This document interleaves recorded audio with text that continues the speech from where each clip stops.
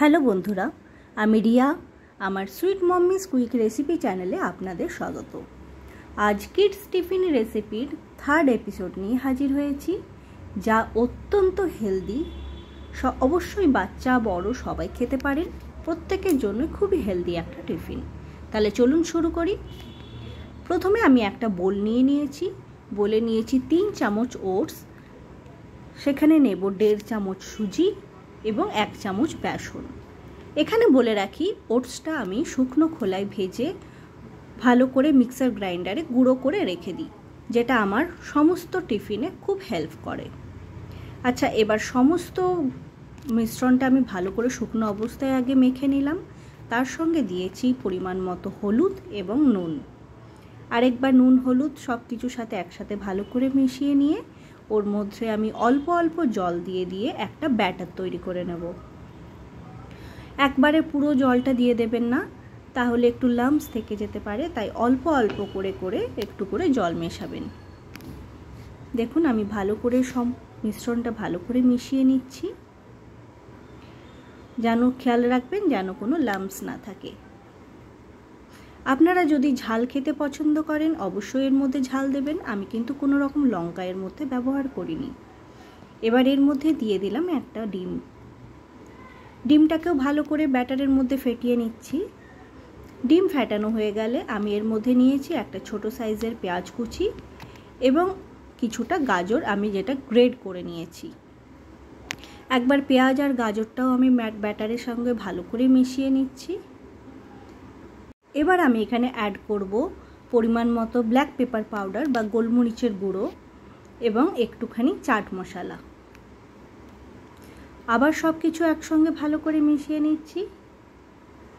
Batter যদি বেশি thick হয়ে যায় আর একটুখানি জল মিশিয়ে একটু পাতলা করে নেবেন। আমার এখানে একটু লাগছিল থিক, তাই জন্য আর একটুখানি আমি জল ইউজ করলাম। দেখুন, ঠিক এরকম হবে। এবার একটা ফ্রাইং প্যান চাপিয়ে আমি অল্প পরিমাণে সাদা তেল দিয়ে তেলটা ব্রাশ করে নেব। এরপর একটা হাতার সাহায্যে একটু একটু করে ব্যাটার আমি এর মধ্যে ফ্রাইং প্যানে স্প্রেড করে দিচ্ছি ইকুয়ালিভাবে।